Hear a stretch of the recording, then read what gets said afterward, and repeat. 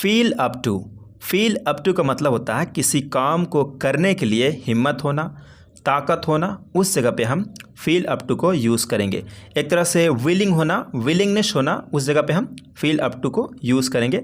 इसको नेगेटिव में भी यूज़ करते हैं, मतलब कि विलिंग ना होना, एक इच्छा ना होना, उस जगह पे हम फील अप टू को भी यूज़ करते हैं। जैसे don't feel up to, doesn't feel up to, past में डिडंट फील अप टू हो जाएगा। ओके, और इसे फ्यूचर में भी यूज़ कर सकते हैं। ये आप पे निर्भर करता है कि आप कैसे इसे यूज़ करते हैं। फील अप टू को आप चेंज कर सकते हैं, लेकिन हाँ, प्रेजेंट कॉन्टिन्यूअस में ना बनाए तो बेहतर है, क्योंकि I am feeling up to इस तरह से थोड़ा इसे नहीं बनाया जाता है। ओके, बट ग्रामर वो भी सही है, ग्रामर एक्सेप्ट करती है, क्योंकि एक ग्रामर का रूल ही होता है प्रेजेंट कॉन्टिन्यूअस, तो वो एक्सेप्टेबल है, लेकिन ज़्यादातर लोग यूज़ नहीं करते। मैं वो आपको बताने की कोशिश कर रहा हूँ। ओके, तो इसका स्ट्रक्चर देखते हैं।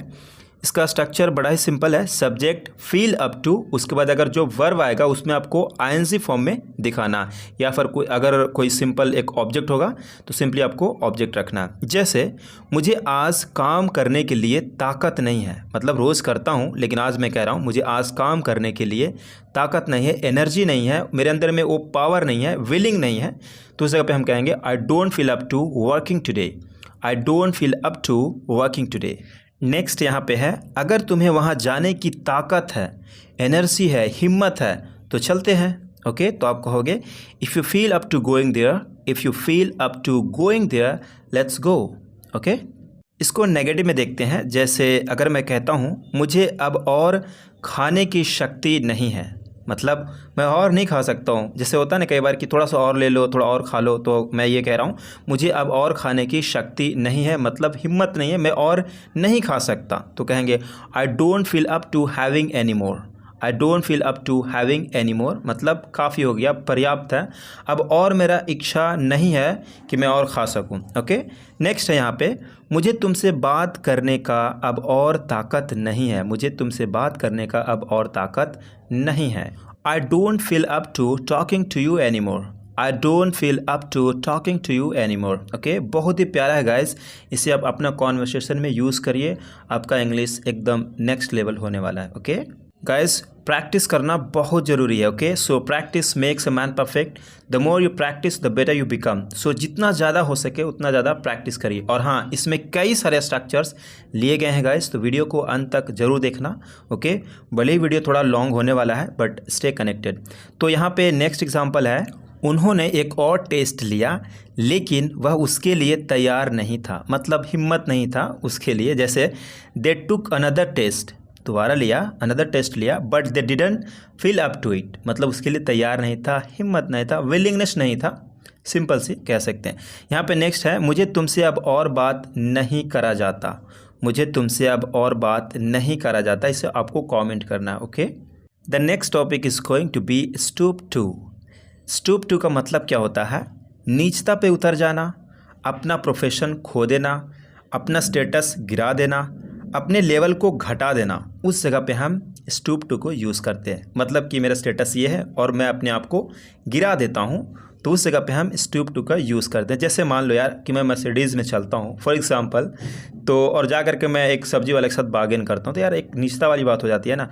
तो उस जगह पे अपना स्टेटस नहीं खोना है, तो अगर कोई खोता है तो उस जगह पे हम स्टूप टू को यूज़ कर सकते हैं। स्टूप को आप चेंज कर सकते हैं, इसका सेकंड फॉर्म स्टूप्ड ईडी लगाएंगे, थर्ड फॉर्म में भी आपको ईडी लगाना है। ओके, इसका स्ट्रक्चर बड़ा ही सिंपल है, सब्जेक्ट स्टूप टू, और यहाँ जो स्टूप टू है ना, इसे आप चेंज कर सकते हैं जिस तरह से भी आप चाहते हैं, जिस टेंस में जहाँ पे भी आप यूज़ करना चाहते हैं कर सकते हैं। लेकिन हाँ, ये याद रहे स्टूप टू के बाद अगर कोई भी एक एक्शन वर्ब होगा तो वहाँ पे आपको आईएनजी फॉर्म में दिखाना पड़ेगा, या फिर सिंपली आपको एक ऑब्जेक्ट रखना पड़ेगा। ओके, तो आइए कुछ एग्जांपल्स देख लेते हैं। जैसे तुम अब घूस लेने पर उतर गए हो।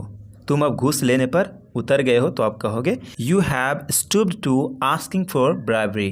ओके, नेक्स्ट है यहाँ पे, मैं अपना लेवल से नीचे नहीं उतर सकता, मतलब जो मेरा एक स्टैंडर्ड है उससे मैं नीचे नहीं उतर सकता, तो आप कहेंगे I can not stoop to my level. I can not stoop to my level. Okay, good.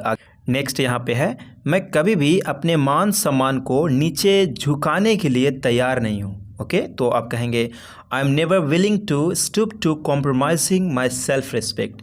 एक यूज़ होता है आई एम विलिंग टू का, जैसे मुझे जाने का इच्छा है तो आप कहेंगे I am willing to go. मुझे पढ़ने का इच्छा है, मतलब मुझे पढ़ने का मन है, तो आप कहेंगे I am willing to read, I am willing to study, इस तरह से विलिंग टू का यूज़ किया जाता है। विलिंग टू की जगह पे आप एस्पायर टू भी बोल सकते हैं, simple aspire to, I aspire to read, okay, इस तरह से। तो यहाँ पे मैं विलिंग टू का यूज़ की मदद से स्टूप टू को यूज़ किया हूँ, ओके। तो इसी तरह से आपको चेंज करना, चेंज करके कहीं पर भी आप फिट कर सकते हैं, बट हाँ ध्यान रहे कि ग्रामर का रूल हो, ओके। नेक्स्ट यहाँ पे उसने परीक्षा में धोखाधड़ी करने का स्वीकार नहीं किया, मतलब उसने परीक्षा में धोखाधड़ी जो होता था, लेकिन उसने क्या किया कि उसने परीक्षा में धोखाधड़ी करने का स्वीकार नहीं किया। मतलब अगर कर रहे लोग तो करने दो, लेकिन मैं अपने आप को इस चीज़ से उतारू नहीं कर दूँ कि हाँ भाई तो मैं भी अब शुरू कर देता हूँ धोखाधड़ी करना, ऐसा उसका मानना नहीं था, ओके। तो आप कहेंगे she refuse to stoop to cheating on the exam, she refuse to stoop to cheating on the exam, okay. बड़ा ही प्यारा है, आपको समझने की कोशिश करना है और अच्छे से समझना, क्योंकि कई बार क्या होता है कि हिंदी थोड़ा कॉम्प्लिकेटेड हो जाता है और हिंदी और इंग्लिश आसान हो जाता है, सॉरी। अगला एग्जाम्पल है, उसे ऐसे अनैतिक व्यवहार में गिरते हुए देखना निराश करने वाली बात है। उसे ऐसे अनैतिक व्यवहार में गिरते हुए देखना निराश करने वाली बात है। यहाँ पे एक स्ट्रक्चर मैं बताता हूँ सी के मदद से। जैसे अगर मैं कहता हूँ मैं आपको जाते हुए देखता हूँ, तो मैं कैसे कहूँगा, आई सी यू गोइंग। एक इसका यूज़ है एडवांस में, आपको मैं नेक्स्ट वीडियो में करवा दूंगा। फिर भी मैं आपको एग्जांपल्स के माध्यम से समझाने की कोशिश करता हूँ। जैसे मैं आपको जाते हुए देखता हूँ तो मैं ये कहूँगा आई सी यू गो, या फिर मैं कह सकता हूँ आई सी यू गोइंग। दोनों में थोड़ा सा डिफरेंस है, थोड़ा सा का मैं कल आपको कवर कर दूंगा और मैं उसको बता दूंगा, लेकिन उसी का यूज़ की मदद से यहाँ पे सी हिम स्टूप टू का यूज़ किया गया है। जैसे उसे ऐसे अनैतिक व्यवहार में गिरते हुए देखना निराश करने वाली बात है। तो आप कहेंगे it's disappointing to see him stoop, to see him stoop to such unethical behaviour, unethical behaviour, okay. यहाँ पे देखो to see him stoop, same जो भी मैंने आपको बताया, I see you going, I see you go, उसी सेंस में यहाँ पे यूज़ किया गया है जिरन में टू के साथ में, okay. The next topic is going to be engrossed in. Engrossed in का मतलब होता है being deeply focused on something, किसी चीज़ पर पूरी तरह से मग्न होना, किसी चीज़ में इन्वॉल्व होना, उस जगह पे हम इंग्रोस्ड इन को यूज़ करते हैं, ओके। इसका बनाने का स्ट्रक्चर होता है सब्जेक्ट हेल्पिंग वर्ब में आ जाएगा is, am are, was were, will be भी हो सकता है। उसके बाद इंग्रोस्ड इन प्लस वर्ब की फोर्थ फॉर्म, अगर कोई वर्ब होगा तो उसमें आपको आईएनजी फॉर्म में दिखाना पड़ेगा, या फिर सिंपली एक ऑब्जेक्ट रख सकते हैं, ओके। तो आइए कुछ एग्जांपल्स देख लेते हैं। जैसे अपने फ़ोन में मग्न मत हो जाओ, अपने फ़ोन में मग्न मत हो जाओ, तो आप कहेंगे don't get engrossed in your phone, don't get engrossed in your phone, okay. Second, वह इसके प्यार में डूब गया था, वह इसके प्यार में डूब गया था, he was engrossed in her love, he was engrossed in her love, okay. इस तरह से आप यूज़ करेंगे। नेक्स्ट है आपका, उसने अपने काम में इतना बिजी रहा कि वह समय देखना भूल गया। उसने अपने काम में इतना बिजी रहा, मतलब बिजी हो गया था कि वह समय देखना भूल गया। He was so engrossed in his work that he forgot to check the time, he was so engrossed in his work that he forgot to check the time.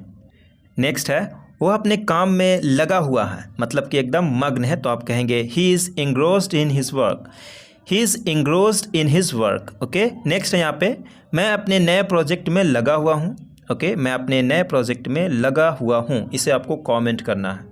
Next one is prior to. Prior to का मतलब होता है से पहले, किसी चीज़ से पहले कुछ और होता है या कुछ भी होता है, ओके। प्रायर टू बहुत ही सिंपल है, मतलब मान लो एक तरह से बिफोर का यूज़ जैसे हम करते हैं, थोड़ा एडवांस में प्रायर टू का यूज़ किया जाता है, ओके। प्रायर टू के बाद अगर जैसे कोई वर्ब होगा तो उसमें आपको आईएनजी फॉर्म में दिखाना पड़ेगा। जैसे यहाँ पे इसका स्ट्रक्चर बड़ा सिंपल है, पहला एक सेंटेंस रखेंगे, उसके बाद प्रायर टू, उसके बाद वर्ब की फोर्थ फॉर्म, अगर कोई वर्ब है तो, नहीं तो सिंपली कोई नॉन होगा। जैसे आवेदन जमा करने से पहले हमें सभी आवश्यक दस्तावेज जमा करने की ज़रूरत है। आवेदन जमा करने से पहले, ओके। उसके बाद सेंटेंस है हमें सभी आवश्यक दस्तावेज जमा करने की ज़रूरत है, तो हम कहेंगे we need to gather all the necessary documents prior to submitting the application. We need to gather all the necessary documents prior to submitting the application. Okay, good. Next है यहाँ पे, नौकरी शुरू करने से पहले उन्होंने अपनी डिग्री पूरी की। नौकरी शुरू करने से पहले उन्होंने अपनी डिग्री पूरी की, तो आप कह सकते हैं she completed her degree prior to starting her job, she completed her degree prior to starting her job, okay. Next यहाँ पे, उसने परीक्षा से पहले मेहनत की, उसने परीक्षा से पहले मेहनत की, तो कहेंगे she studied hard, she studied hard prior to the exam, prior to the exam. Okay, the next one is slated to या फिर फॉर। इसे हम कैसे यूज़ करते हैं? स्लेटेड टू का मतलब होता है भविष्य में कुछ होने के लिए तय होता है, मतलब कि कुछ भी भविष्य में होना तय होता है, उस जगह पे हम स्लेटेड टू को यूज़ करते हैं। इसका स्ट्रक्चर होता है सब्जेक्ट, हेल्पिंग वर्ब लगाएंगे is, am are, was were, जो भी होगा, उसके बाद स्लेटेड टू, उसके बाद वर्ब की फर्स्ट फॉर्म। यहाँ पे वर्ब की फर्स्ट फॉर्म रखना या फिर सिंपली कोई ऑब्जेक्ट भी हो सकता है। जैसे फिल्म का रिलीज़ अगले शुक्रवार के लिए तय किया गया है, मतलब तय है। ओके, तो आप कहेंगे the movie is slated to release next Friday. Okay, यहाँ पे इन नहीं लगाया जाता, जब भी नेक्स्ट आता है तो उसमें इन नहीं लगाते हैं, प्रीपोजिशन नहीं लगाया जाता। ओके, नेक्स्ट है यहाँ पे उसे इवेंट में बोलने के लिए योजनित किया गया है, मतलब तय है, योजनित है, तय है। ओके, तो आप कहेंगे she is selected to speak at the event, she is selected to speak at the event. नया उत्पाद बसंत में लॉन्च करने के लिए योजनित है, तय है, तो कहेंगे the new product is selected to launch in the spring. यहाँ पे टू बी लॉन्च्ड भी कहा जा सकता है, क्योंकि मिनी पैसिव में बोला जा सकता है, वो भी सूटेबल है, लेकिन यहाँ पे भी ऑलरेडी पहले में भी जो है पैसिव में ही दिखाया जा रहा है, तो दोनों सही है। ओके, नेक्स्ट है यहाँ पे कल को मुझे शहर जाने का इरादा बना है, मतलब तय है, कल हमने एक प्लान कर लिया है, इरादा कर लिया है कि कल हम जाएंगे, तो इसलिए हम इसे भी बोल सकते हैं I am selected to go to the city tomorrow, I am selected to go to the city tomorrow. Selected for की मदद से एक एग्जांपल देख लेते हैं, जैसे the construction project is selected for completion by the end of the year, मतलब कि निर्माण परियोजना को वर्ष के अंत तक पूरा करने की योजना है। सिंपल है, बट टू को ज़्यादातर यूज़ करते हैं, but be keep using that. Okay, तो आगे बढ़ते हैं। The next one is put an end to. Put an end to का मतलब होता है ख़त्म करना, एकदम से समाप्त करना, उस जगह पे हम पुट एन एंड टू को यूज़ करते हैं। ओके, इसका बनाने का स्ट्रक्चर होता है subject, put an end to, उसके बाद ऑब्जेक्ट। यहाँ पे पुट एन एंड टू को आप चेंज कर सकते हैं, पुट को सेकंड फॉर्म भी पुट होता है, थर्ड फॉर्म भी पुट होता है। ओके, तो यहाँ पे आप इसे चेंज कर सकते हैं, और तो और हो सकता है कि पुट एन एंड टू से भी पहले कोई एक एक्शन वर्ब देखने को मिले, हो सकता है, क्यों नहीं हो सकता। ओके, तो चलिए कुछ एग्जाम्पल्स देख लेते हैं, जैसे इस वाद विवाद को समाप्त करके समाधान ढूंढने का समय आ गया है, मतलब ये समय है कि वाद विवाद को ख़त्म करो और समाधान ढूंढो। ओके, तो आप कहेंगे it's time to put an end to this argument and find a solution.